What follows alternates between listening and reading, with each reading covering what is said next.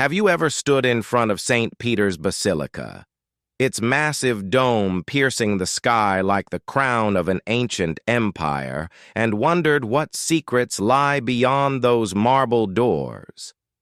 Have you ever asked yourself, who decides which men and women are worthy to be declared saints? And what hidden forces truly guide these choices? Tonight we invite you to join us on a journey through hushed corridors and candlelit archives where the scent of old parchment lingers and silence is thicker than the stones of the Vatican walls themselves. This is not a story about simple faith. It is a story about power, about how one of the world's oldest institutions uses sainthood, one of its most sacred rituals, to shape history, mold societies, and protect its influence. For centuries, the Vatican has claimed that sainthood comes to those who demonstrate heroic virtue and perform miracles. Yet behind the solemn processions and grand ceremonies, an intricate web of secret meetings, political maneuvering, and even financial transactions decides who will wear the halo and who will fade into obscurity. Close your eyes for a moment and imagine a majestic hall lined with marble statues of past popes, frescoes depicting battles between angels and demons. Somewhere beyond these splendors, in a private chamber hidden from pilgrims' eyes, a file thicker than any Bible rests on an oak table. Inside are pages of testimony about visions, relics said to bleed or glow, and miraculous recoveries from illnesses that science cannot explain, or so it is claimed. But how reliable are these accounts?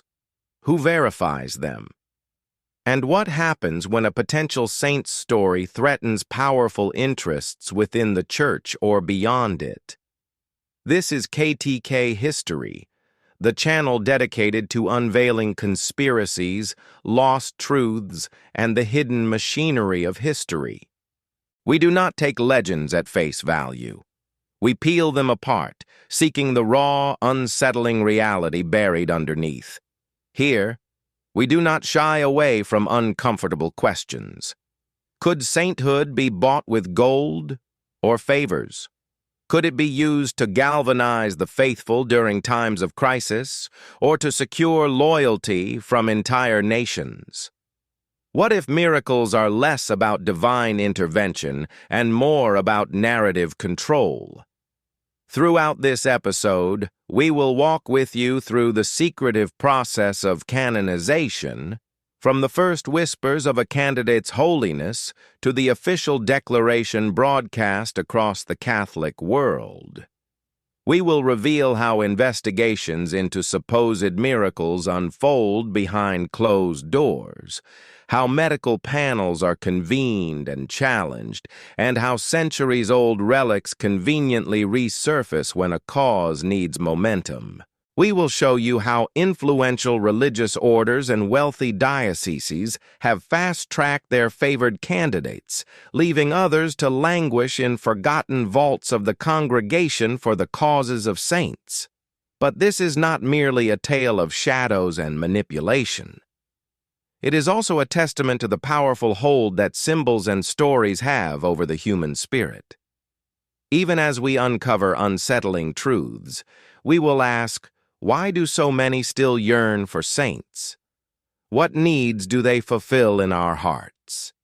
Could the desire for figures of absolute goodness be what keeps this ancient ritual alive, regardless of its flaws?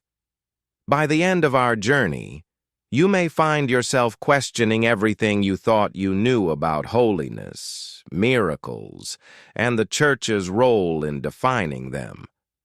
Or perhaps you will find new reasons to admire those who dared to live extraordinary lives of sacrifice and compassion.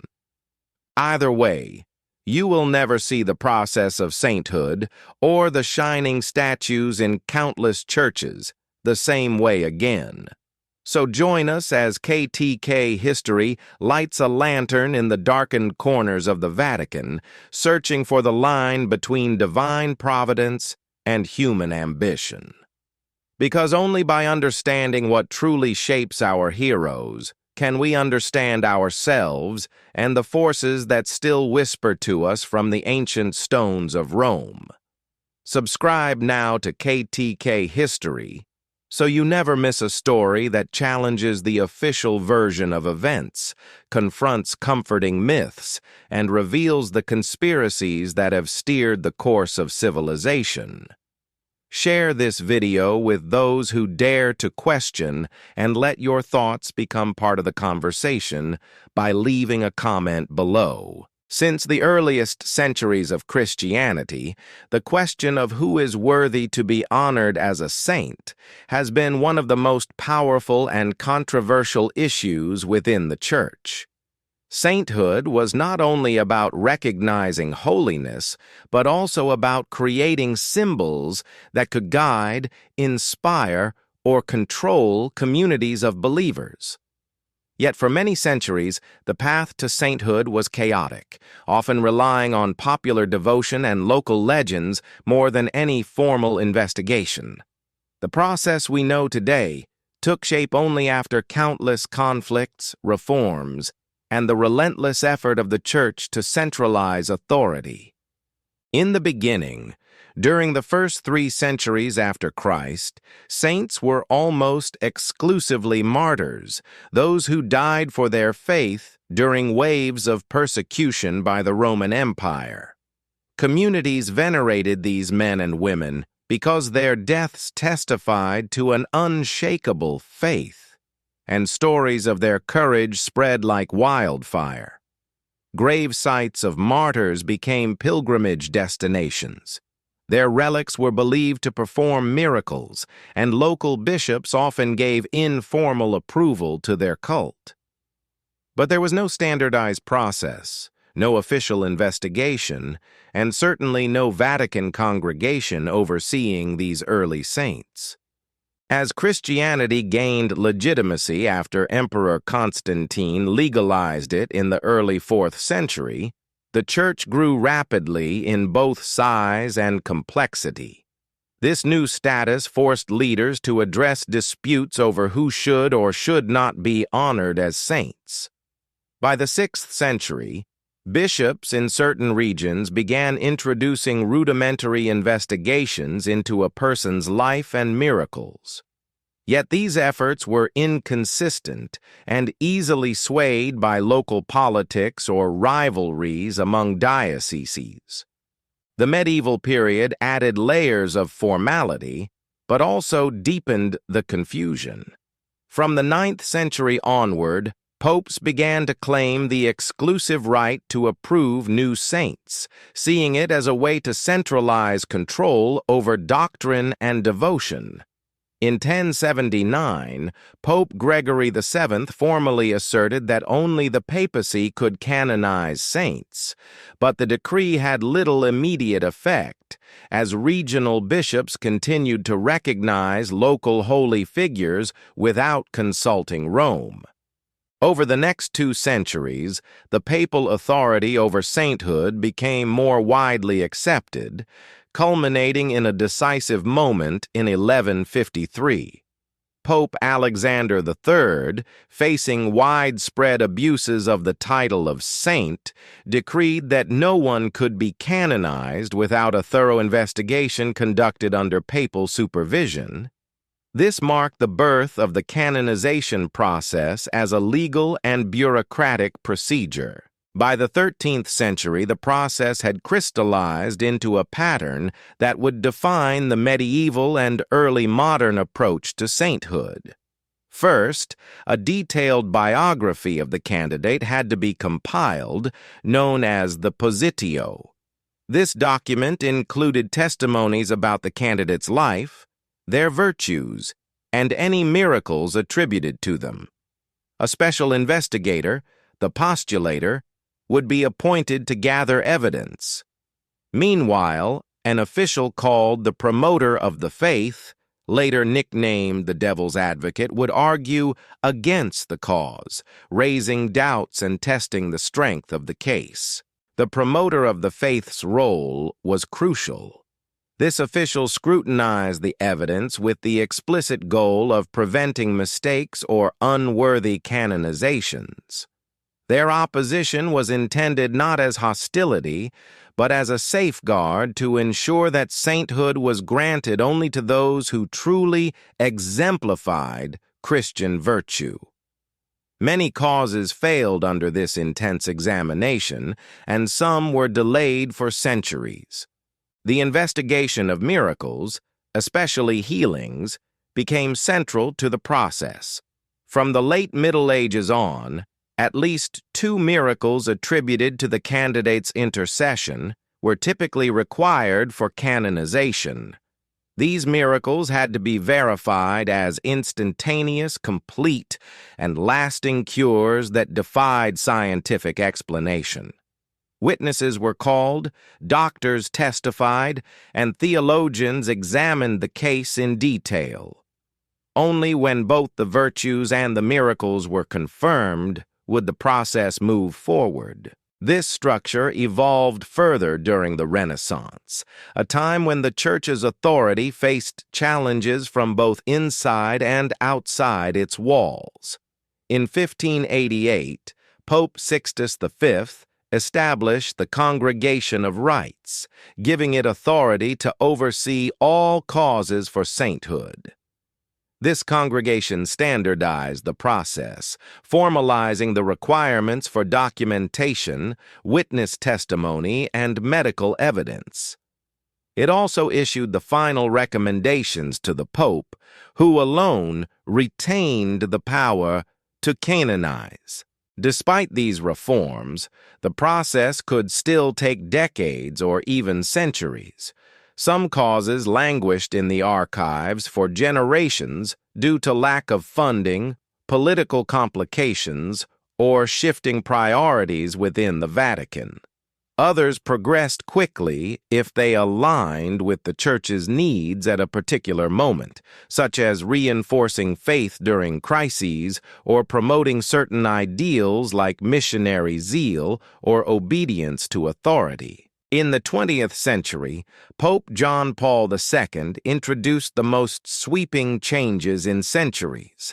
In 1983, he revised the Code of Canon Law and reorganized the Congregation of Rites into 2 bodies, the Congregation for the Causes of Saints and the Congregation for Divine Worship. He simplified procedures, streamlined the gathering of evidence, and reduced the role of the devil's advocate. Critics argue that these changes made canonization easier and faster, resulting in an unprecedented surge of new saints during his pontificate. Supporters believe it democratized the process, giving lesser-known candidates from diverse backgrounds a better chance. Today, the path to sainthood officially begins when a candidate is declared a servant of God.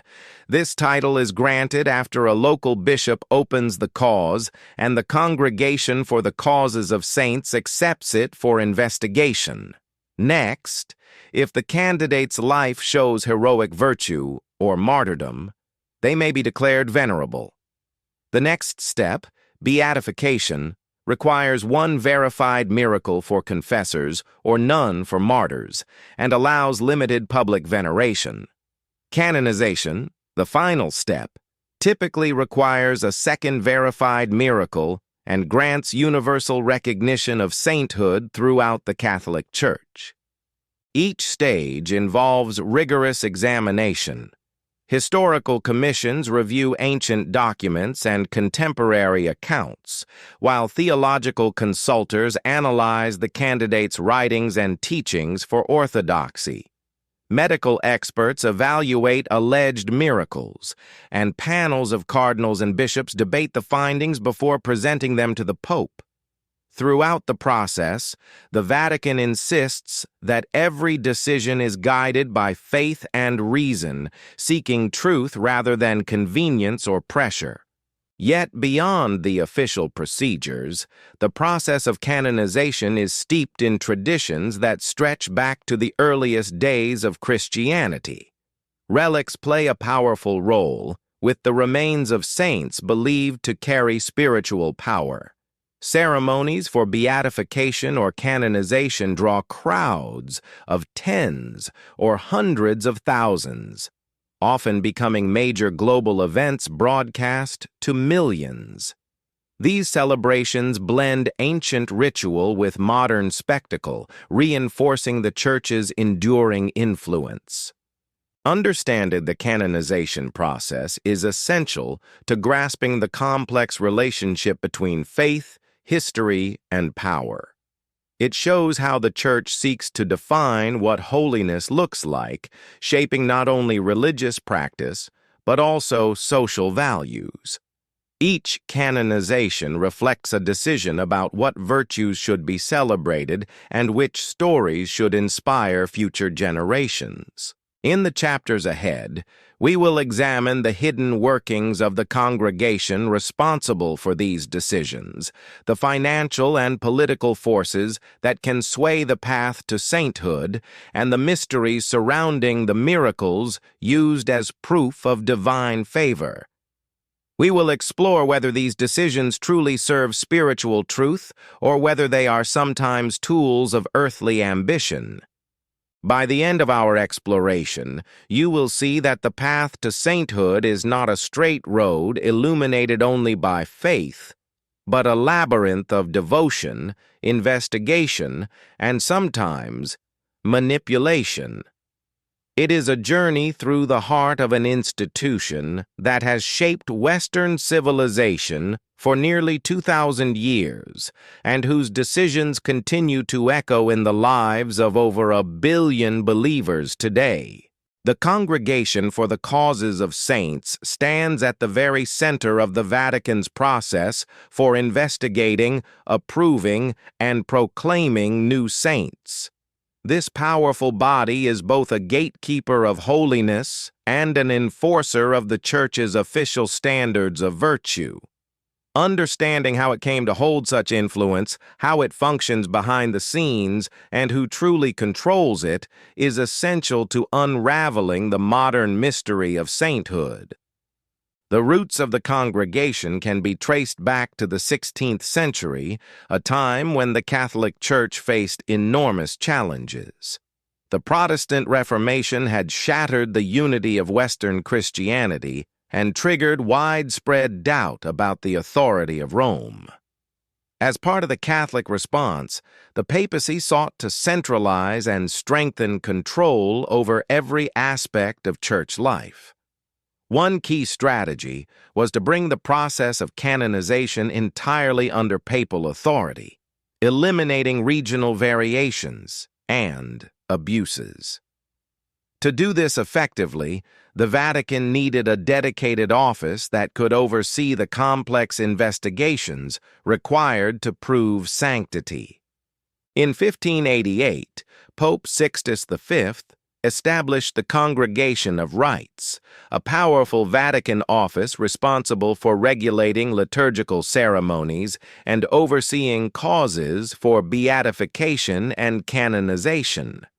This congregation provided a permanent staff, legal framework, and investigative process that could examine candidates with rigor unmatched by any previous system.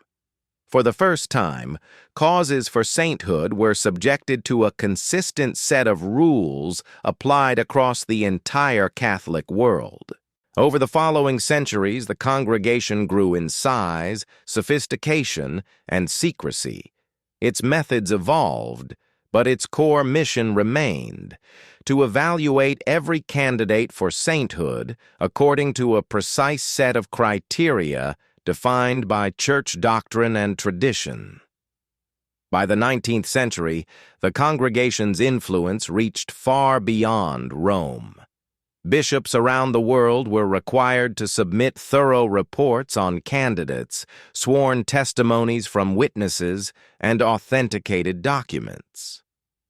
These materials were studied by Vatican experts who sometimes spent decades poring over the details before reaching a conclusion.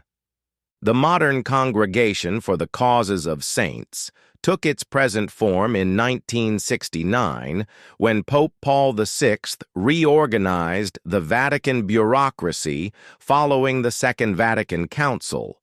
Recognizing the growing complexity of both liturgy and sainthood processes, he separated the functions of the old Congregation of Rites into two distinct bodies.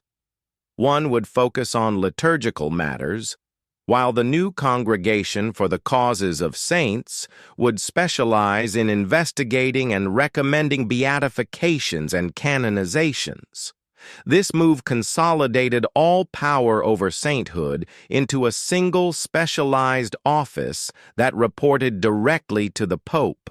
Today, the congregation operates with a hierarchical structure that reflects the broader organization of the Vatican. At the top is the prefect, usually a cardinal appointed by the Pope, who serves as the chief executive. Supporting him are several high-ranking officials, including the secretary, the undersecretary, and a college of cardinals and bishops who form the congregation's plenary assembly. Beneath them are dozens of staff members, historians, theologians, canon lawyers, and medical consultants. Each plays a unique role in examining different aspects of a candidate's life and alleged miracles. One of the most influential figures in any cause for sainthood is the postulator. Appointed by the bishop or religious order sponsoring a candidate, the postulator's job is to assemble the positio, the comprehensive dossier on the candidate's life and virtues. The postulator also coordinates the collection of witness testimonies and evidence of miracles. They act as an advocate for the cause within the congregation, guiding the case through each stage of the process. Once the positio is complete, it is reviewed by a panel of theological consultors appointed by the congregation. These experts evaluate the candidate's writings, actions, and reputation for holiness.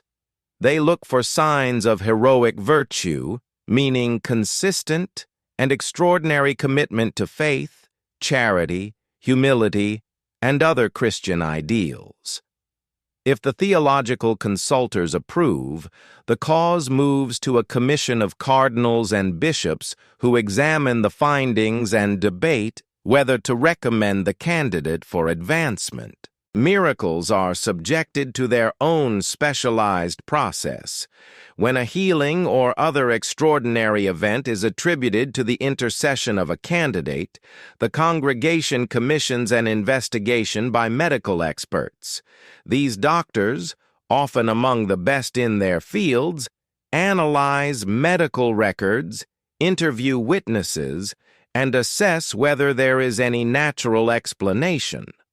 Their findings are submitted to the medical board of the Congregation for the Causes of Saints, which votes on whether the event qualifies as a miracle according to church standards. If the medical board affirms the miraculous nature of the event, the case is passed to theological consultors who determine whether the miracle can be attributed directly to the candidate's intercession. Only after both groups agree does the cause proceed to the final evaluation by the congregation's plenary assembly.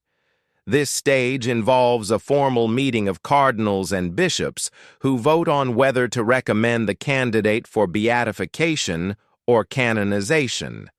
The Pope then makes the final decision. One unique feature of the congregation's history was the office of the promoter of the faith, more commonly known as the devil's advocate.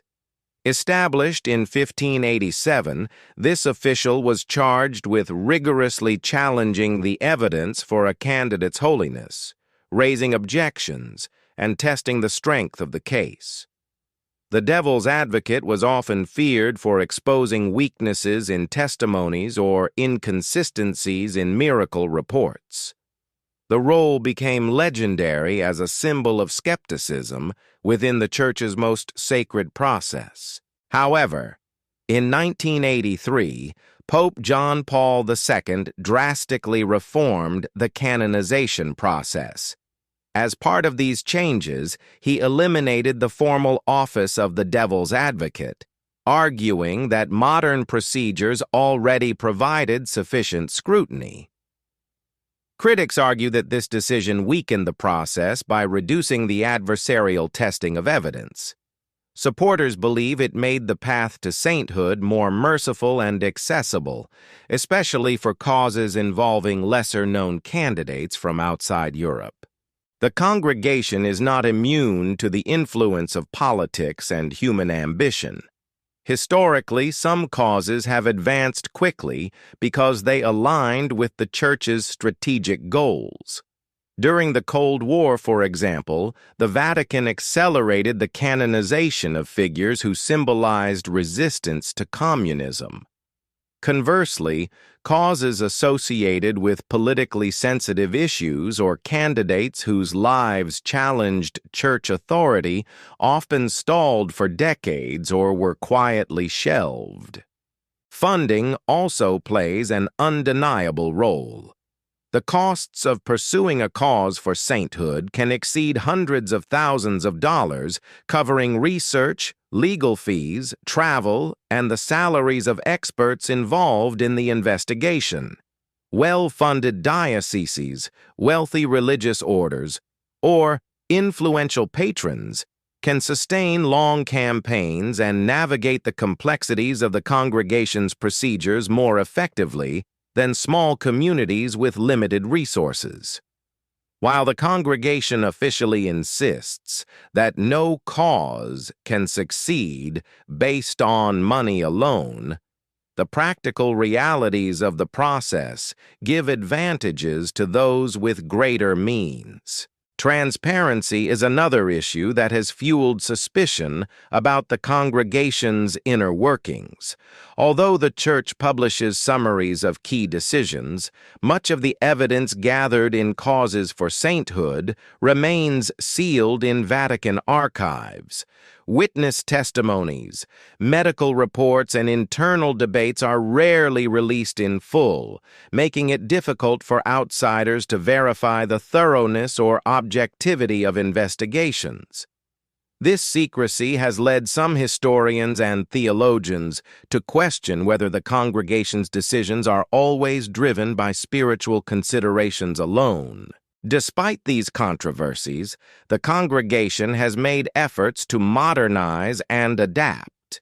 In recent decades, it has expanded its staff of consultants to include experts from diverse countries and backgrounds, reflecting the global nature of the Catholic Church.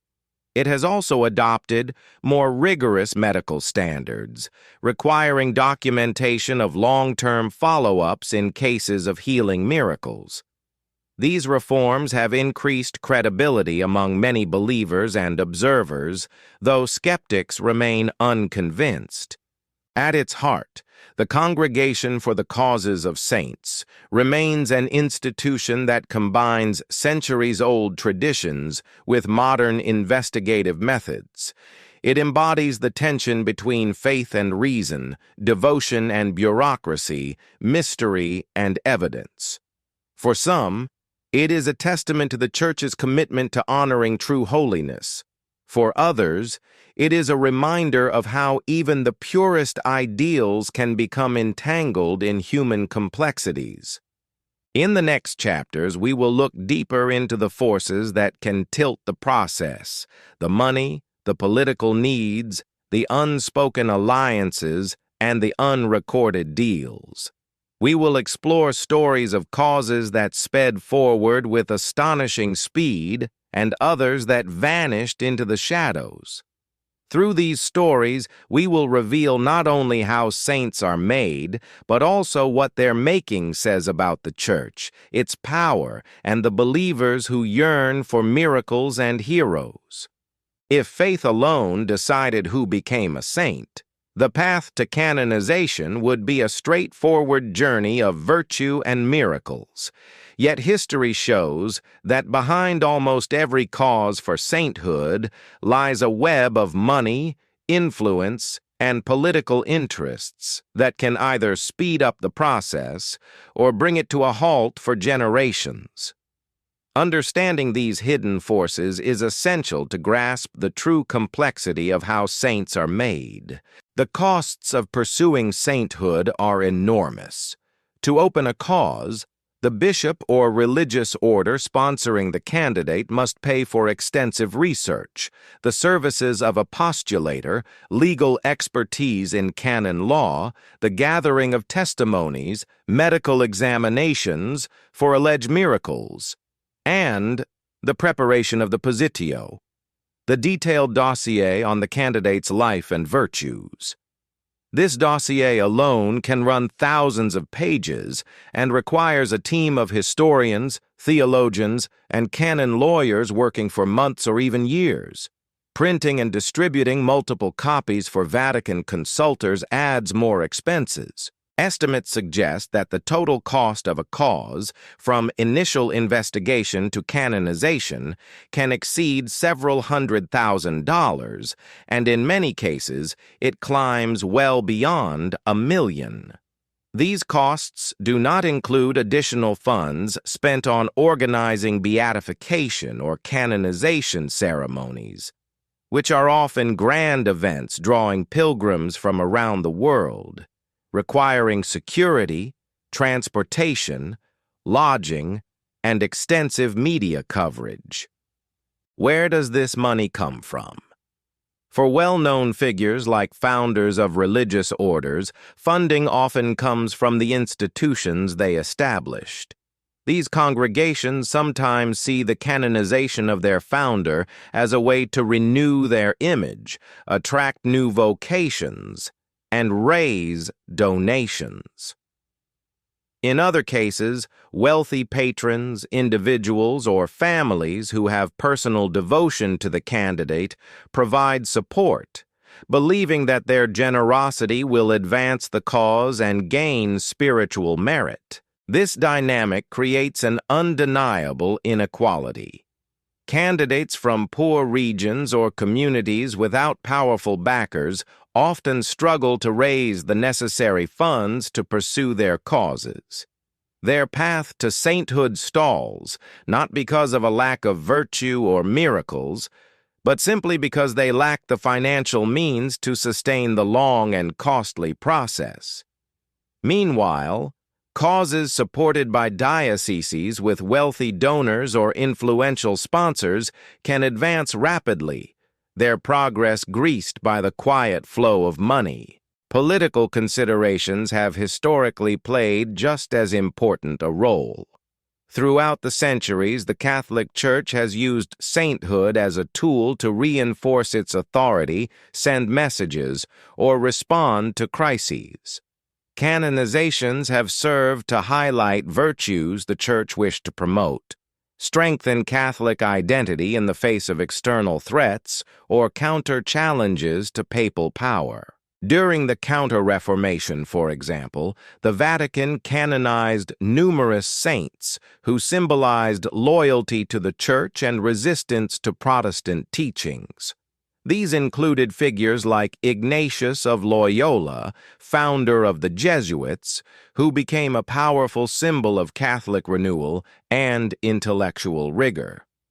Such canonizations were not mere spiritual recognitions, they were deliberate responses to religious upheaval designed to inspire the faithful and assert papal authority.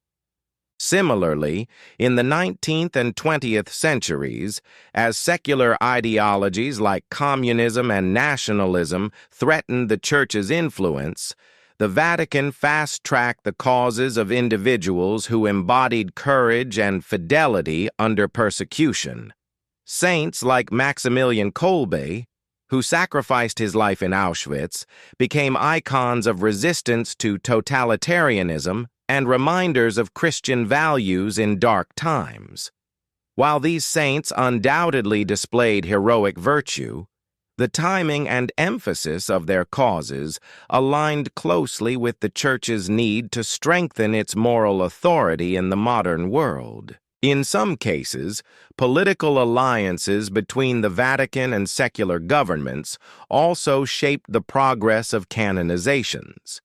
Nations seeking papal favor or prestige sometimes encouraged causes for saints from their countries. Conversely, the Vatican occasionally delayed or dropped causes linked to figures associated with movements or ideologies that threatened papal interests or diplomatic relations. One example often cited by historians involves Joan of Arc.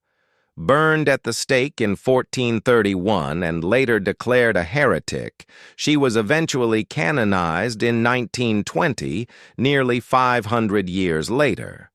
Her canonization came at a time when France sought to reinforce its Catholic identity in the wake of World War I and its internal struggles with secularism.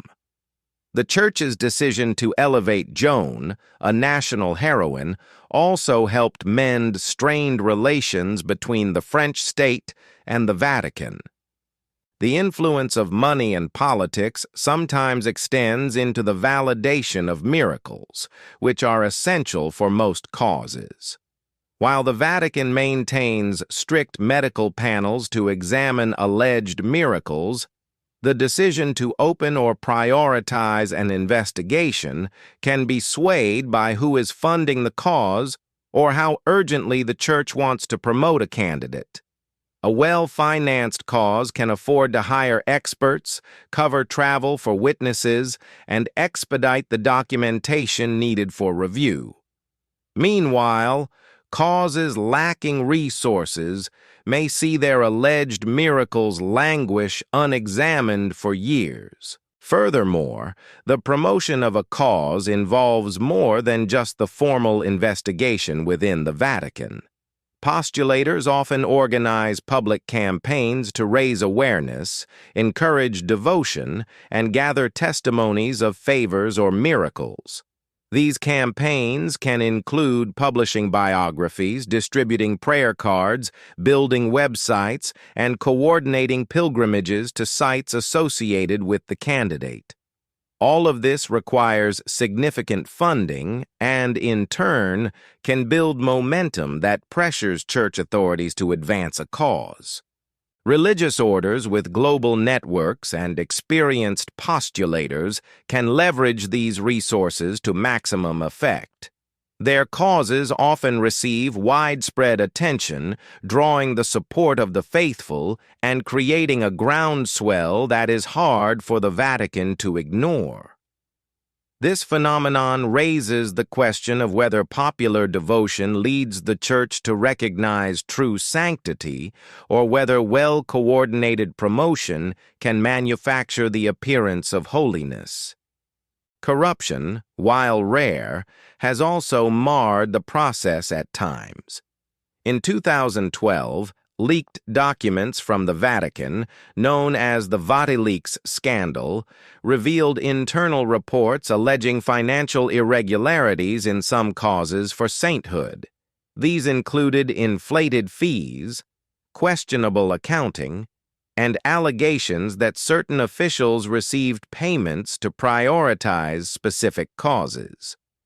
Although the Vatican has since tightened financial oversight, the revelations underscored how money can distort even the most sacred processes. The intertwining of money, politics, and sainthood is not limited to the Catholic Church.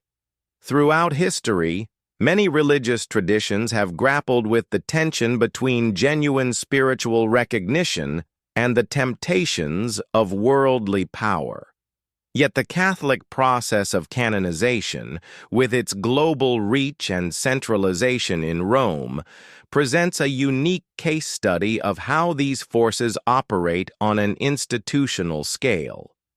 To understand why money and influence have such power over sainthood, one must look beyond individual causes to the role saints play in the life of the Church. Saints are not only models of virtue, they are symbols carefully chosen to inspire certain values, comfort the faithful, or rally communities. In times of crisis, the canonization of a popular figure can restore morale and renew faith. In periods of growth or missionary expansion, saints can serve as spiritual patrons for new regions or social groups. Each decision reflects a calculus of spiritual needs and strategic considerations. For example, in recent decades, the canonization of saints from Africa, Asia, and Latin America has signaled the Vatican's recognition of the shifting demographics of Catholicism.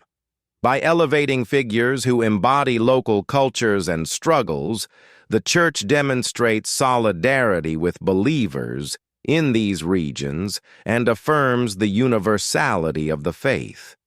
These canonizations are undoubtedly sources of inspiration, but they also strengthen the Church's ties to rapidly growing communities. Meanwhile, saints associated with issues like family, labor, or social justice allow the Church to speak to contemporary challenges in society. By canonizing individuals who champion these causes, the Vatican can reinforce its teachings and present relatable examples of faith in action. Such decisions, while grounded in spiritual considerations, inevitably intersect with broader debates about politics, economics, and cultural identity. In the chapters to come, we will examine how the validation of miracles can hinge on subtle decisions shaped by money or alliances, how causes can gain or lose momentum depending on shifting political climates, and how the careful crafting of a saint's story can serve both spiritual and strategic goals. We will see that behind every canonization lies not just a biography of virtue, but also a reflection of the Church's place in the world at that moment in history. The path to sainthood, it turns out, is not only a journey of faith, but also a mirror of the Church's ongoing struggle to balance its spiritual mission with the realities of human society. By exploring the hidden forces of money and power, we gain a deeper understanding of why some candidates are celebrated with global fanfare, while others remain silent in the shadows, known only to a handful of devoted followers. Few aspects of the canonization process capture the imagination of the faithful and the curiosity of skeptics as powerfully as miracles. Throughout history, miracles have served as the Church's ultimate proof of divine favor, providing seemingly irrefutable signs that a candidate for sainthood enjoys God's special blessing. Yet the question of what truly constitutes a miracle, how they are investigated, and whether they stand up to scientific scrutiny reveals a fascinating intersection between faith, medicine, and the enduring mysteries of the human experience. The Catholic Church defines a miracle as an extraordinary event that cannot be explained by natural or scientific laws, and that occurs through the intercession of a candidate for sainthood. Among the types of miracles considered, healings are by far the most common. These are cases in which a person suffering from a severe or terminal illness is suddenly cured without medical explanation, often after prayers for the candidate's intercession. For centuries, miracles were accepted largely on the basis of witness testimony. Stories of healings, visions, or supernatural events spread by word of mouth, recorded by monks, or preserved in local legends, formed the backbone of early canonizations.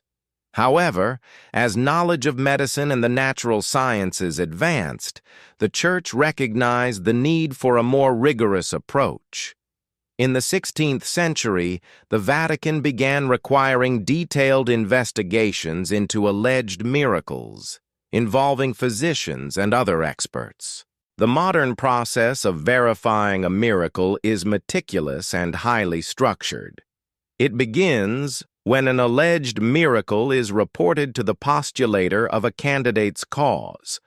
The postulator collects all relevant information, including medical records, witness statements, and timelines of the illness and recovery.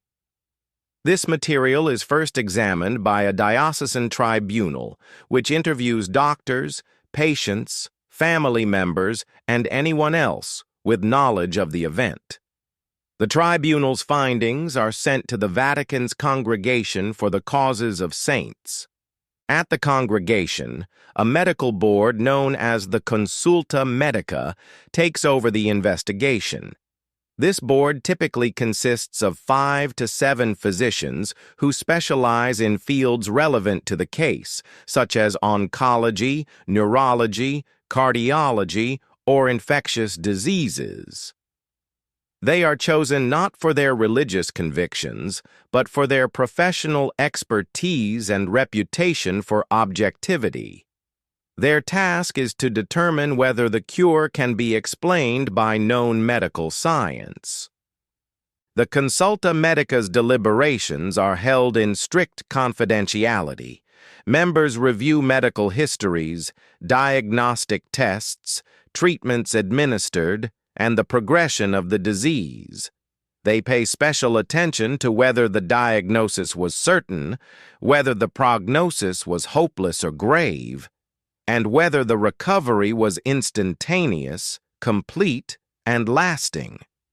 These criteria are essential because partial recoveries or those explainable by medical intervention do not qualify as miracles. After thorough discussion, the board votes on whether the healing meets the Vatican's definition of a miracle.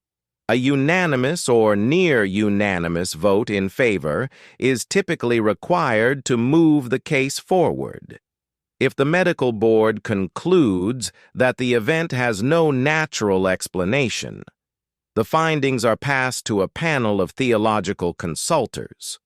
These experts examine whether the healing can be reasonably attributed to prayers directed specifically to the candidate, ruling out other possible causes, such as general appeals to God or other saints. Only when both the medical experts and theological consultors give their approval does the case advance to the congregation's cardinals and bishops for final consideration. The Pope alone makes the ultimate decision, but in almost all cases, he follows the recommendations of the congregation. Throughout this process, the Church insists that it maintains a strict standard of evidence, requiring documentation and expert testimony comparable to that found in a court of law. Yet controversies have persisted. Critics argue that many alleged miracles rest on incomplete medical records, ambiguous diagnoses, or outdated understandings of disease. In some cases, recoveries hailed as miraculous may simply reflect rare but natural remissions or errors in initial diagnoses. One of the most famous examples involves the healings reported at Lourdes, France. Since the mid-19th century, thousands of people have claimed to experience miraculous cures at this Marian shrine. However, the Church has recognized only 70 of these cases as miracles, each subjected to years of investigation by the Lourdes Medical Bureau and later by the Vatican. These cases often involve sudden, dramatic recoveries from conditions like tuberculosis, multiple sclerosis, or certain cancers. Yet even here, the line between the extraordinary and the unexplained can appear thin. Another celebrated case is the healing attributed to Pope John Paul II, which played a crucial role in his beatification and canonization. Sister Marie Simon Pierre, a French nun diagnosed with advanced Parkinson's disease, experienced a sudden disappearance of her symptoms after prayers invoking the late Pope's intercession. The Vatican's medical board confirmed the inexplicability of her recovery, and theological experts agreed it was linked to John Paul II. Yet some neurologists outside the investigation have argued that Parkinson's symptoms can fluctuate dramatically and that spontaneous remission, while rare, is not impossible. Skepticism also surrounds cases involving psychosomatic illnesses in which the power of belief, suggestion, or emotional release can trigger dramatic improvements. Medical experts acknowledge the reality of such phenomena, but caution that they do not constitute supernatural events. The Vatican's guidelines attempt to address this by requiring that healings be instantaneous and permanent, criteria meant to rule out temporary or psychologically induced recoveries. Beyond physical healings, the Church has occasionally considered other types of miracles, such as incorruptibility, where a candidate's body does not decompose as expected after death. In medieval and early modern Europe, reports of incorrupt bodies were seen as powerful signs of holiness. However, modern science recognizes factors like burial conditions, embalming techniques, and environmental factors that can delay decomposition, making such cases far less convincing today. Another category is mystical phenomena like stigmata, visions, or levitation, but these are generally treated with caution by modern canonization processes. The Church is wary of psychological explanations, fraud, or the influence of suggestion, and it rarely relies on these phenomena as primary evidence for sainthood. Instead, documented healings remain the preferred and most reliable form of miracle. Despite the rigorous procedures, the Church's reliance on miracles has been criticized as an outdated requirement rooted in medieval thought. Some theologians argue that true holiness does not depend on supernatural signs, but on a life of love, sacrifice, and faithfulness. Others contend that miracles are essential, providing concrete demonstrations of God's presence and reminding the faithful that the divine can break into human history. The tension between faith and science becomes especially clear in the Vatican's approach to modern medicine. On the one hand, the Church consults leading doctors and demands thorough medical evidence. On the other, it insists that certain events defy natural explanation, even when some medical professionals disagree. This delicate balance reflects a broader struggle within Catholicism to embrace scientific progress without abandoning its belief in a God who can act outside natural laws. The question of miracles also raises profound ethical considerations. Families of patients who experience unexpected recoveries may sincerely believe they witnessed divine intervention, even if doctors see other explanations.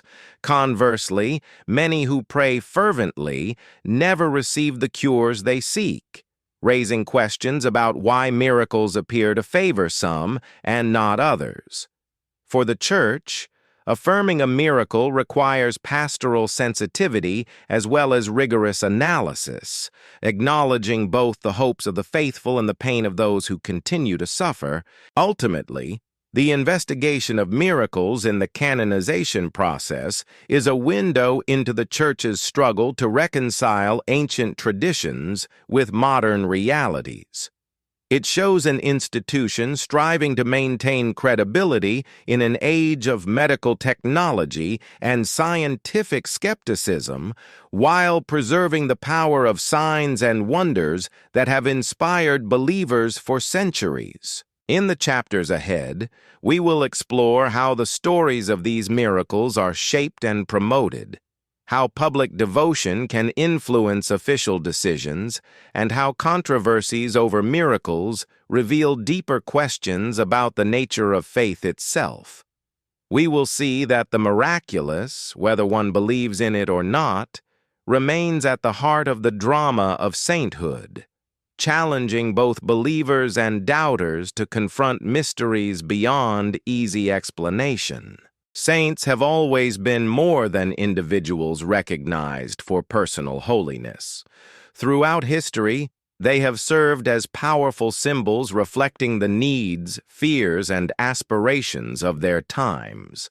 By studying which kinds of figures were canonized during different eras, we see how the Church used saints not only to honor virtue, but also to shape the values of society, guide believers, and respond to crises.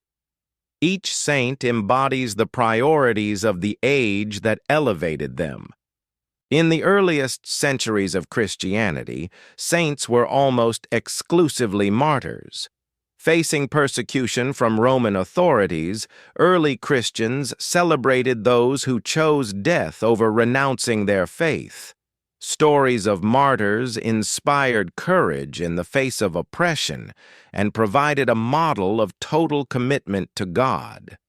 Martyrdom became the supreme sign of holiness, and the veneration of these heroes helped unify scattered Christian communities under a shared narrative of sacrifice.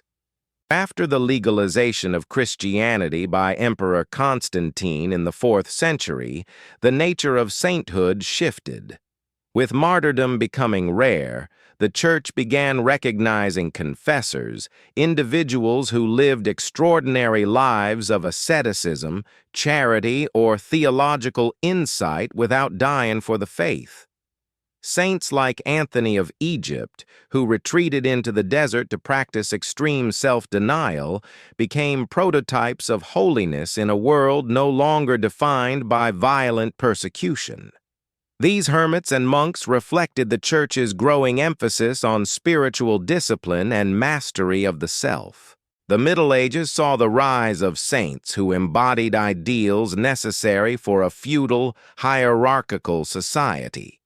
Kings and queens were sometimes canonized to reinforce the divine legitimacy of rulers, while knights who fought in defense of Christendom, especially during the Crusades, were held up as models of chivalry and piety.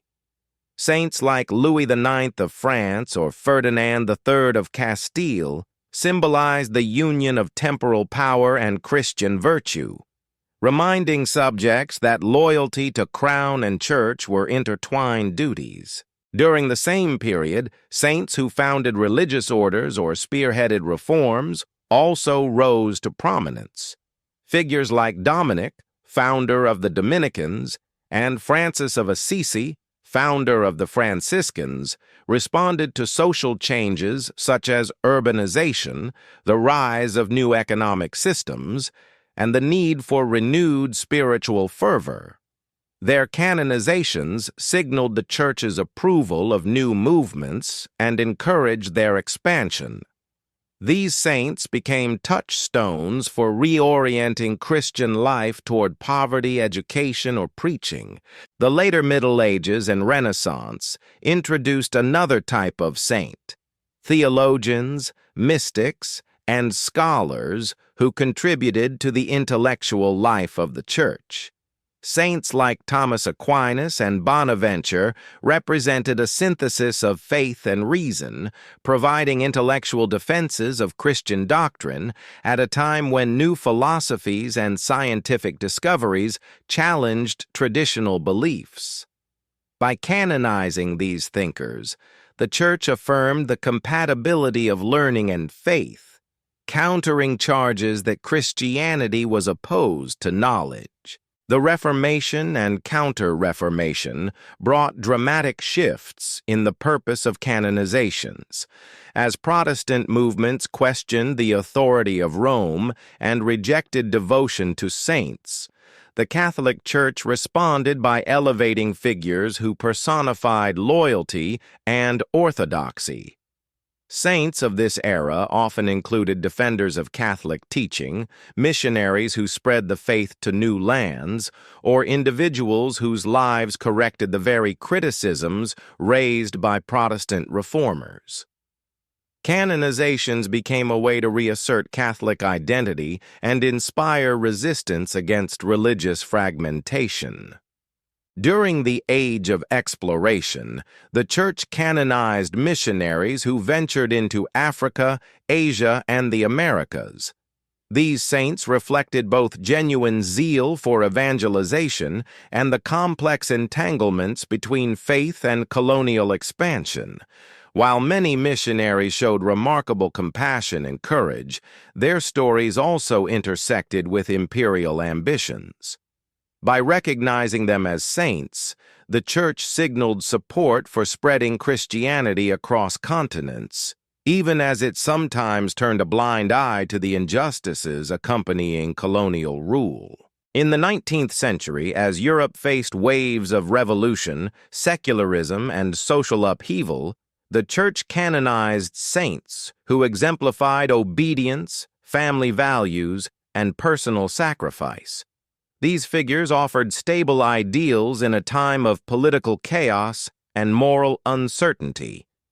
Saints, like John Bosco, who worked with poor and orphaned children, promoted education and discipline as solutions to social problems.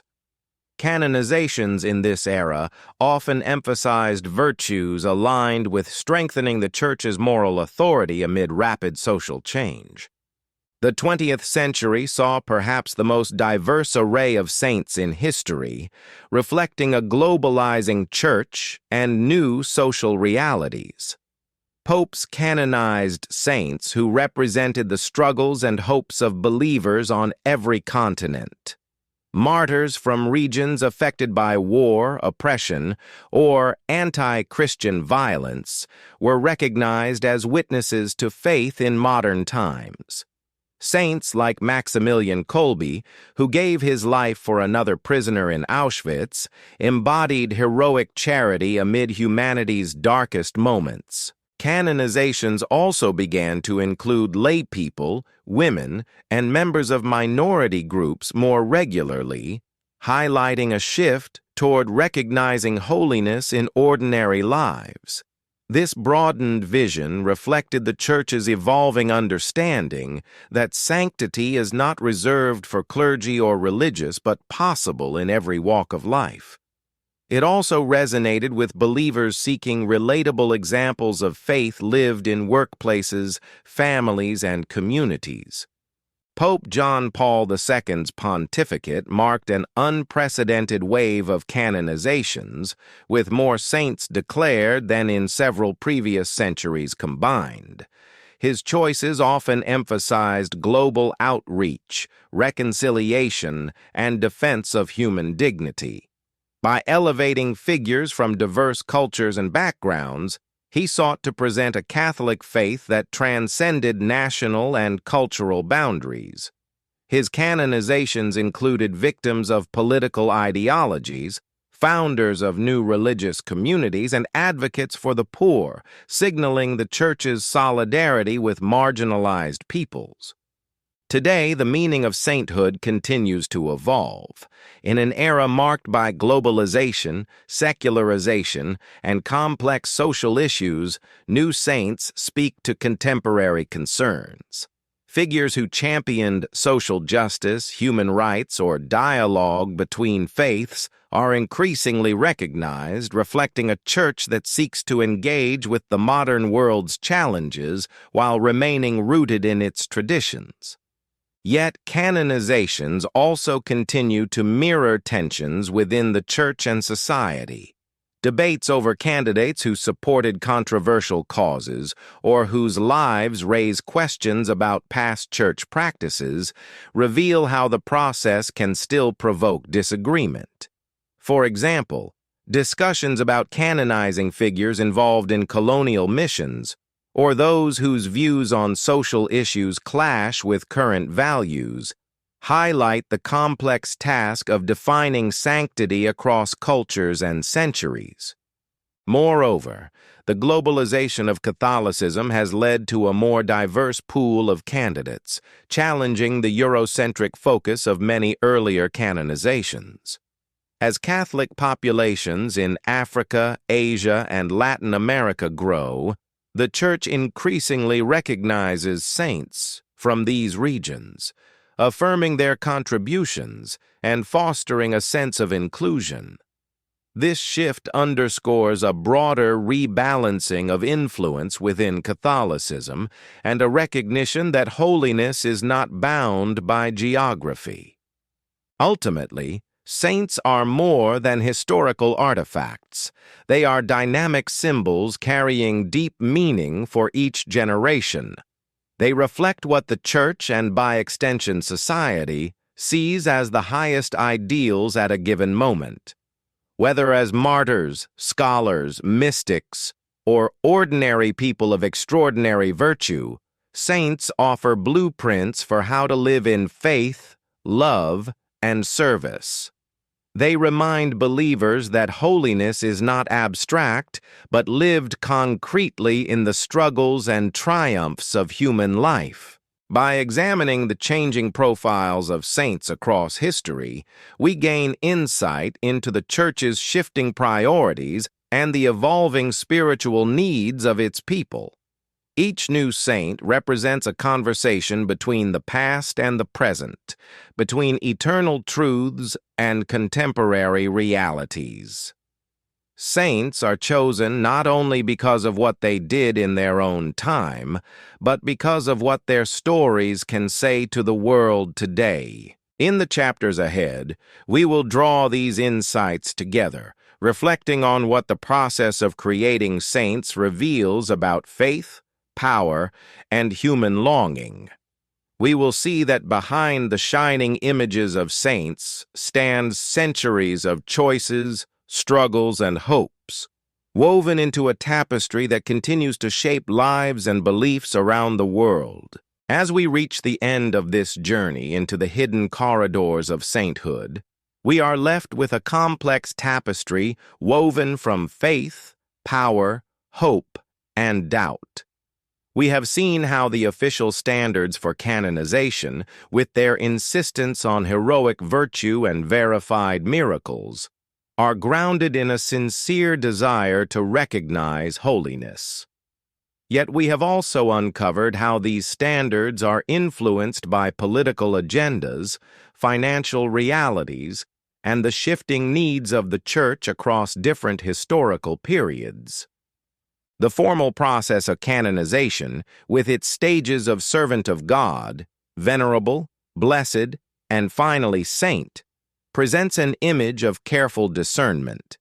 Detailed investigations, theological debates, and medical analyses suggest an objective search for truth.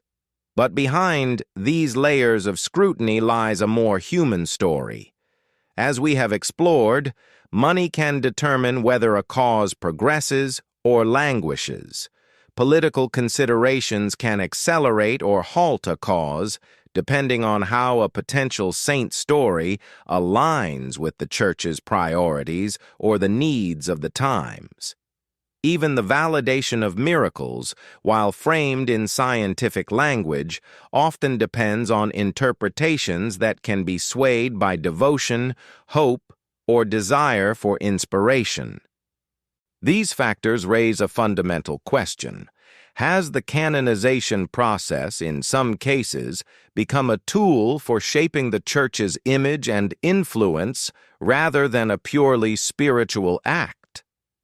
Saints have long been used to embody ideals that the Church wishes to promote, whether resistance to oppression, devotion to family, missionary zeal, or steadfast orthodoxy.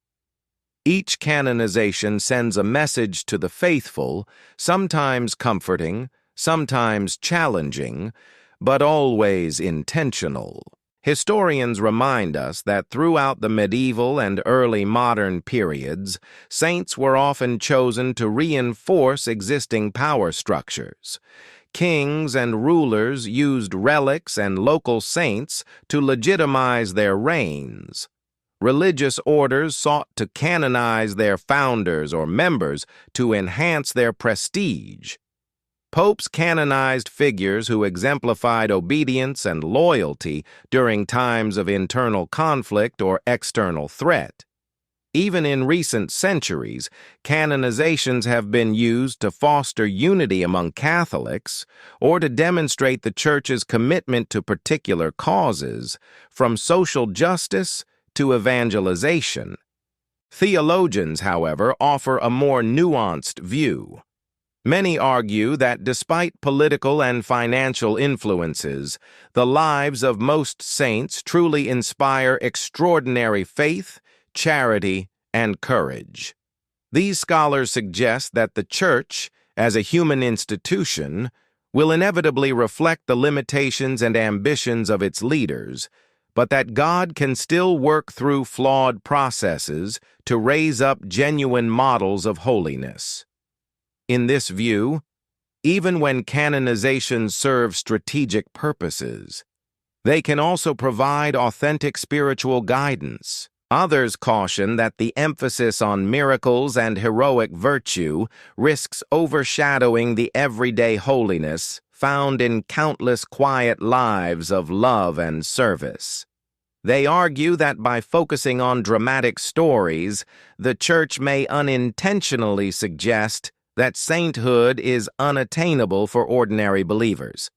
Yet the recent trend of recognizing saints from diverse backgrounds and simple circumstances points toward a broader vision, one that affirms sanctity in all walks of life.